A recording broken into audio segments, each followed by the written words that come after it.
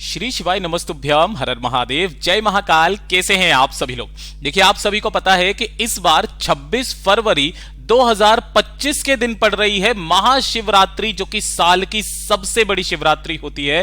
किस समय पर शुभ मुहूर्त होगा, किस समय पर हमें उपाय करना है, उपाय करने की विधि क्या होगी, और जो पूज्य गुरुजी ने एक तो संगम के जल वाला उपाय बताया था, साथ ही साथ गुरुदेव इस बार कथा में ऑनलाइन पूजन करवाएंगे या नहीं करवाएंगे, सबकी जानकारी आज के इस वीडियो में प्राप्त करेंगे। साथ ही साथ कौन कौन सी पूजन सामग्री जो गुरुदेव ने इस बार महाकुंभ भी था, और इस साल की जो महाशिवरात्रि सबसे अद्वितीय शिवरात्रि जो गुरुदेव ने कही कि आपको ये 3 चीजें पूजा में जरूर रखना है, उन चीजों के बारे में भी आज के वीडियो में जानेंगे। तो पूज्य गुरुजी की कथा से सुन करके और समझ करके सभी चीजों को बहुत आसान भाषा में आपको बताऊंगा। परंतु उससे पहले आप सबसे एक छोटी सी प्रार्थना कि जो लोग पहली बार आए हैं, चैनल को सब्सक्राइब जरूर कीजिएगा और वीडियो को लाइक करके देव आदिदेव महादेव का कोई सा भी प्यारा नाम कमेंट बॉक्स में लिखना मत भूलिएगा। हम सबको पता है कि जो भी शिव भक्त होते हैं उन्हें इस महाशिवरात्रि के दिन का बहुत बेसब्री से इंतजार होता है,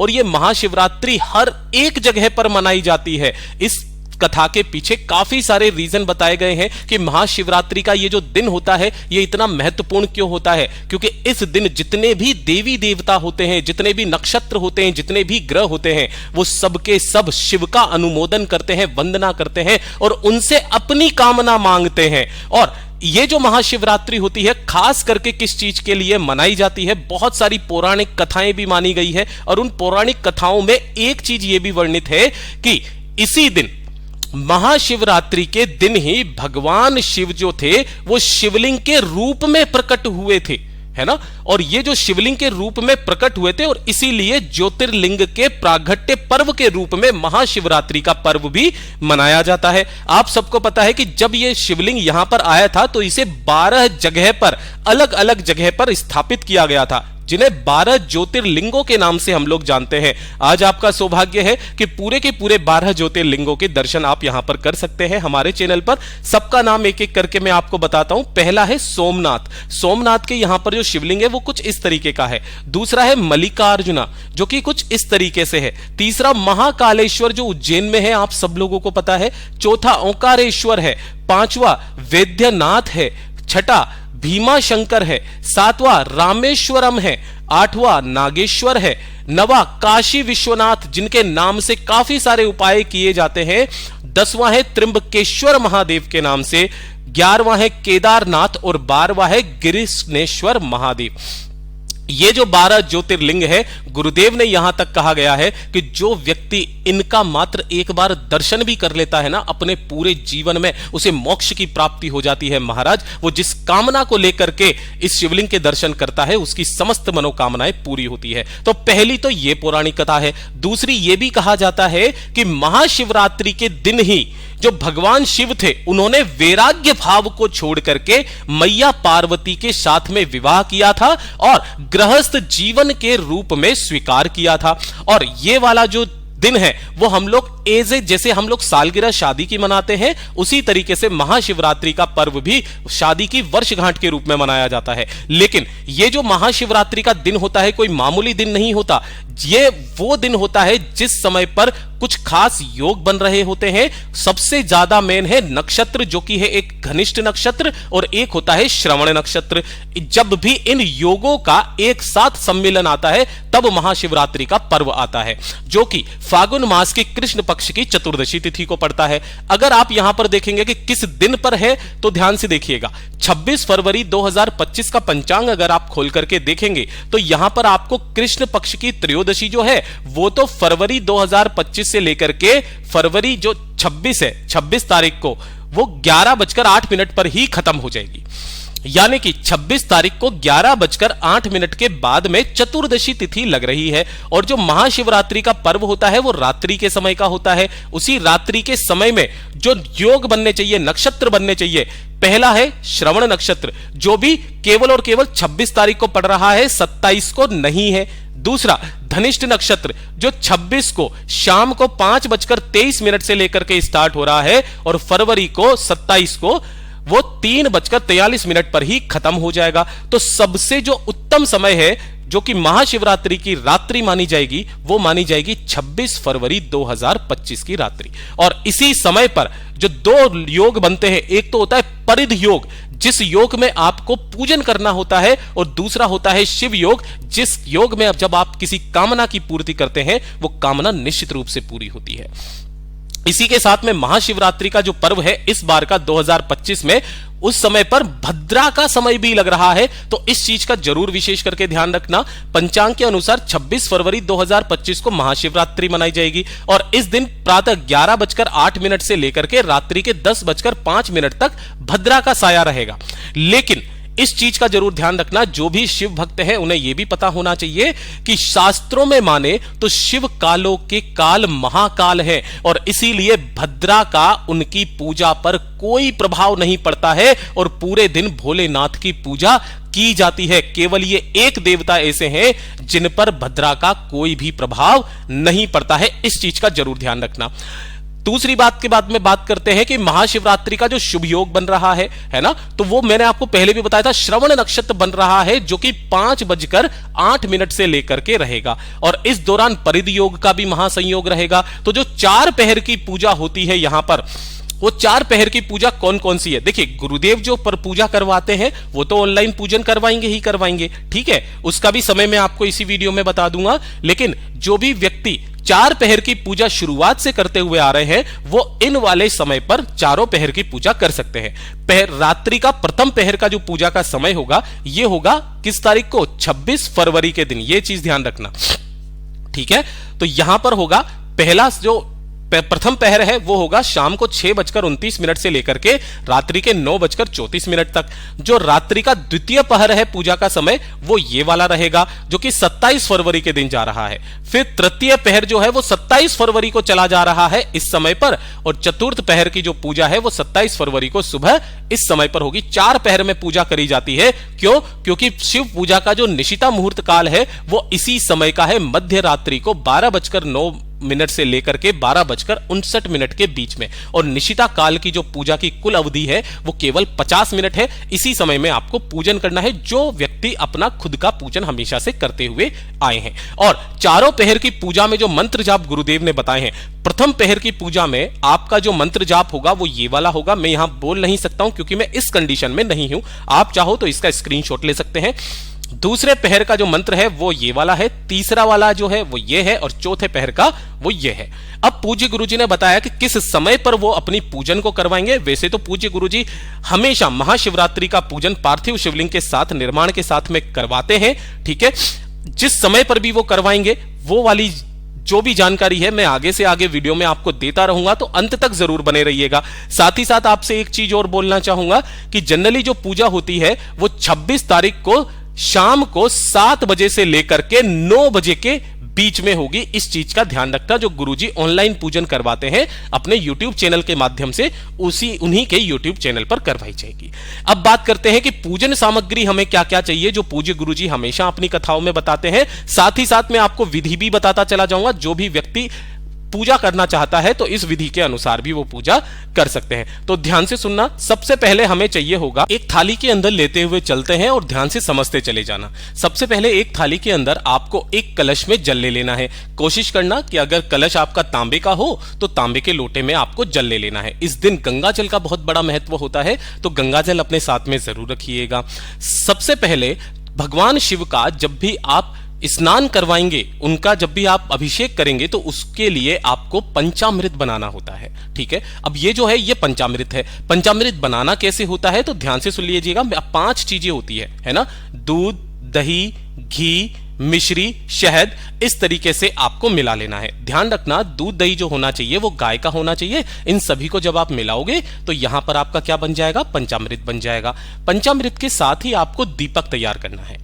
एक तो ये होगा दीपक जो कि अखंड जलेगा, है ना, रात्रि के समय पर, और एक दीपक आपको अलग से रखना है पूजन के लिए, ठीक है। तो ये 2 दीपक आपको बनाने ही बनाने हैं। इसी के साथ में आपको यहां पर कुमकुम और हल्दी जरूर ले ली है। देखिए, इस दिन भगवान शिव का मैया पार्वती जी के साथ में विवाह हुआ था, है ना, और यही वो एक दिन होता है जिस दिन भगवान शिव के ऊपर हल्दी चढ़ती है। इस चीज का ध्यान रखना, वरना पूरे साल भर महादेव पर, शिवलिंग के ऊपर कभी भी हल्दी नहीं चढ़ती है। तो थोड़ा सा कुमकुम, थोड़ी सी हल्दी भी आपको ले लेनी है। इसी के साथ में आपको जो भी चंदन मिले, पीला चंदन, लाल चंदन, वो ले लेना है। अक्षत यानी कि चावल के दाने ले लेने हैं। एक चीज का ध्यान रखना, 108 चावल के दाने आपको अलग से रखने हैं, ठीक है ना। और बाकी एक कटोरी में चावल लेना। ये किस लिए?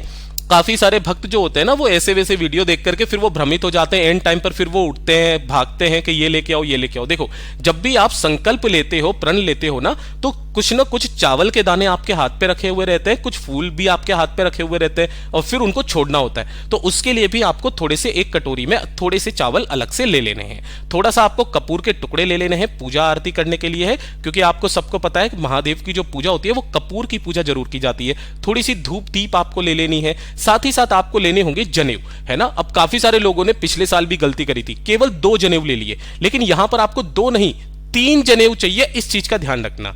किनके किनके लिए? एक महादेव जी के लिए, एक भगवान गणेश जी के लिए और एक कार्तिकेय जी के लिए। इस तरीके से आपको 3 जनेऊ ले लेने हैं। थोड़ी सी दक्षिणा, जितनी भी आपकी श्रद्धा हो, दक्षिणा भी आपको रख लेनी है। और सबसे महत्वपूर्ण चीज जो महादेव को चढ़ाई जाती है, गुरुदेव ने तो यहां तक कहा कि महादेव को वो चीजें चढ़ाई जाती है जिन्हें पूरी दुनिया ने नकार दिया। बेलपत्र कितने चाहिए? 51 बेलपत्र आपको ले लेने हैं, और 4 से 5 बेलपत्र एक्स्ट्रा आपको रख लेना है कि अगर कोई बेलपत्र बाय द वे खंडित हो जाए तो आप रिप्लेस कर सकें, ठीक है। कभी आपको 31 चढ़ाने होंगे, कभी 7 चढ़ाने होंगे। इस तरीके से आपको टोटल 51 बेलपत्र ले लेने हैं। साथ ही साथ जो महादेव जी को पसंद है, अगर आपको धतूरा मिल जाता है तो मिनिमम 1 धतूरा तो आपको चाहिए, कम से कम 1 धतूरा।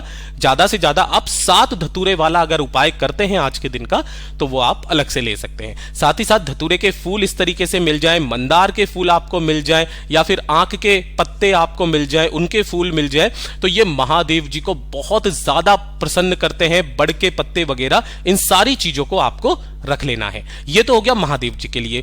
मैया पार्वती जी के लिए आपको पूरे 16 श्रृंगार की चीजें निश्चित रूप से रखनी है। जितनी भी सुहागिन स्त्रियां इस वाले पूजन को कर लेती है ना, मतलब पूजन करने मात्र से उनके पूरे जीवन का उद्धार हो जाता है, उनके पति की आयु लंबी होती है। महाराज, इतना अद्भुत और अचूक दिन है ये।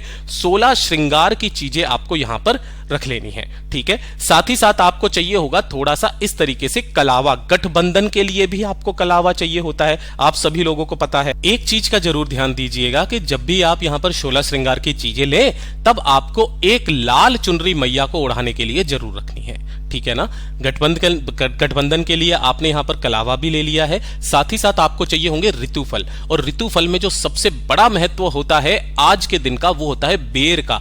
तो चाहे एक ही बेर आप लें, लेकिन बेर जरूर लेना। और ऋतुफल के अलावा आप 5 प्रकार के फल ले सकते हैं, जैसे केला हो गया, पपीता हो गया, या फिर आप अनार ले सकते हो, सेब ले सकते हो। इस तरीके से 5 प्रकार के फल आपको ले लेने हैं। साथ ही साथ आपको 2 प्रकार के फूल चाहिए, एक तो लाल चाहिए और एक सफेद चाहिए, एक मैया पार्वती जी के लिए और एक महादेव जी के लिए। इन चीजों का जरूर और विशेष रूप से ध्यान रखना। अच्छा, एक चीज मैं आपको और बताना भूल गया था कि ये जितनी भी चीजें हैं ना, इन चीजों का प्रावधान कहां से आया था, गुरुदेव ने इसके बारे में भी कथा के अंदर वर्णन किया था।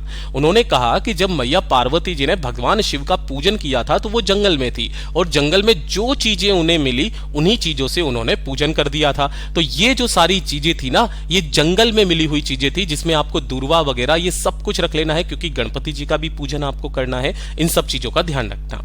अब बात करते हैं कि जो सबसे महत्वपूर्ण चीजें गुरुदेव ने अंत में बताई थी, जो उनके चैनल पर बराबर रूप से प्रकट हुई थी, जो पूजन सामग्री थी। इनके अलावा देखिए, 1 लोटा जल आपने ले लिया, गेहूं के 21 दाने आपको लेने हैं, कमल गट्टे आपको लेने हैं 5, चावल के जो 108 आखा दाने मैंने आपको साबुत दाने बताए थे, है ना, अक्षत होना चाहिए।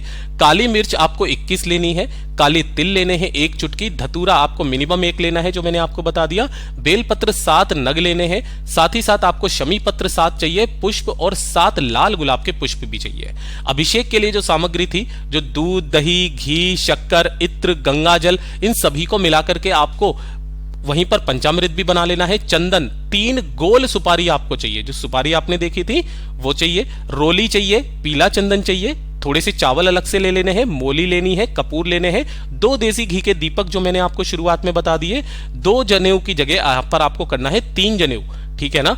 यहां पर कुछ मिसप्रिंटिंग हुई थी, जो मैंने सही कर दी है। थोड़ी सी लौंग लेनी है आपको, इलायची लेनी है, पान का पत्ता लेना है, हल्दी इस दिन जरूर चढ़ती है, अबीर यानी कि जो गुलाल होती है उसे ही अबीर कहते हैं। साथ ही साथ मेहंदी ले लेनी है मैया जी को लगाने के लिए।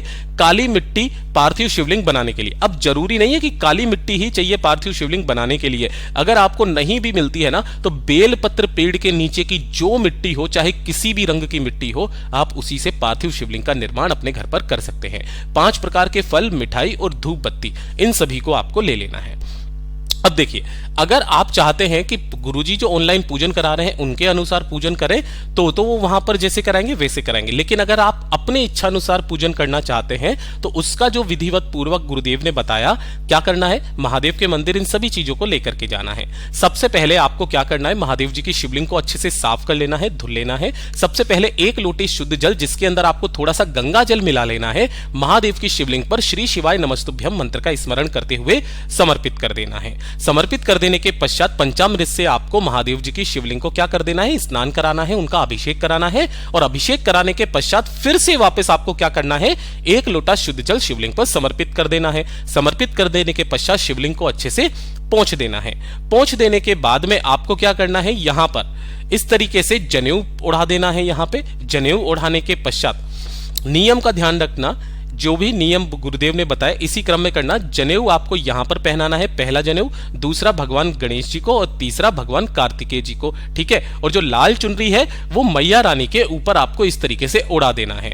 अब पूज्य गुरु जी ने कहा यहां पर कि जैसा पूजन करना था शुरुआत ये होती है, और उसके श्रद्धानुसार जब आप अपनी पूरी श्रद्धा के साथ महादेव के शिवलिंग के पास में जाते हो ना, तब आपको यहां पर जैसे चाहो वैसे आप उन पूजन कर सकते हो। मैया के आपको हल्दी लगानी है, कुमकुम लगाना है, साथ ही साथ आपको यहां पर मेहंदी भी लगानी है। गठबंधन के लिए जो आपने लिया हुआ है कलावा, उससे इस तरीके से आपको गठबंधन कर देना है दोनों का। अगर आप कपड़ा चढ़ाना चाहते हो तो कपड़ा भी आप चढ़ा सकते हो माता को चुनरी के साथ में। महादेव जी के लिए भी आपको एक कपड़ा यहां पर चढ़ा देना है। और जो भी आपकी कामना है उन कामना को बोलते हुए, महादेव का मंत्र बोलते हुए आपको सारी चीजों को यहां पर अंत में समर्पित कर देना है। गुरुदेव ने कहा इन सब चीजों का कोई मोल नहीं कि किस तरीके से, अगर आपकी श्रद्धा एकदम पूर्ण, एकदम क्लीन है, साफ है, महादेव के प्रति आपका अटूट प्रेम है, तो आप जो चीज समर्पित कर देंगे, मेरा महादेव, मेरा भोलेनाथ उसे स्वीकार करेगा, आपकी कामनाओं को पूर्ति करेगा। ठीक है। अंत में इस चीज का जरूर ध्यान रखना कि एक दीपक के साथ में आरती जरूर करके आइएगा। और आरती भी जब आप करें तो थाली के अंदर आपको 2 दीपक रखने हैं। एक तो गोलबत्ती का दीपक होगा और दूसरा जो होगा वो कपूर का दीपक होगा। इस चीज का जरूर से ध्यान रखना, ठीक है ना। और यहां पर रख देने के पश्चात जैसे आपको पूजन करना है वैसे आप कर लीजिएगा। ढोक देकर अपनी कामना कह करके वापस चले आ जाइएगा।